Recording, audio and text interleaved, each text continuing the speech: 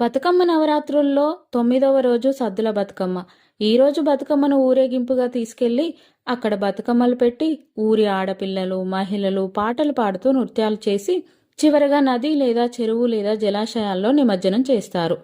సద్దుల బతుకమ్మ కథ. ఒకప్పుడు తెలంగాణ గ్రామాల్లో వర్షాలు లేక పంటలు పండక సమస్యలు వచ్చాయి. ఆ ఊరి మహిళలు, ఆడపిల్లలు 9 రోజులుగా బతుకమ్మను పూజిస్తూ ప్రతిరోజు ప్రత్యేకమైన నైవేద్యం చేసి భక్తి చూపారు. 9వ రోజు చివరి బతుకమ్మ అంటే సద్దుల బతుకమ్మ. ప్రతి ఇంటి ముందు పెద్ద పండగలాగా జరుగుతుంది.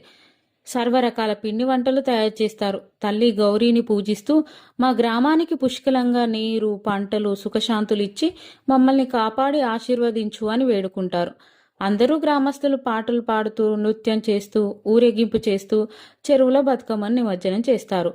దేవి ప్రసన్నురాలు అయి సంతోషంగా ఊరికి సుఖ సమృద్ధిని, ఆనందాన్ని ఇస్తుంది. ఆ రోజు నుండి ప్రకృతి, భూమి, జలానికి కృతజ్ఞత చూపే సాంప్రదాయం మొదలైంది.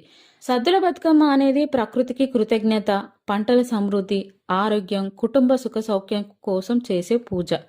9 రోజుల భక్తి, ప్రతిరోజు సమర్పించిన నైవేద్యం, ఇవన్నీ చివరి రోజు పూర్తవుతాయి. బతుకమ్మను నదికి చేర్చడం అనేది ప్రకృతికి, నీటికి, పుష్పాలకు కృతజ్ఞతగా భావించబడుతుంది. Please like, share, subscribe.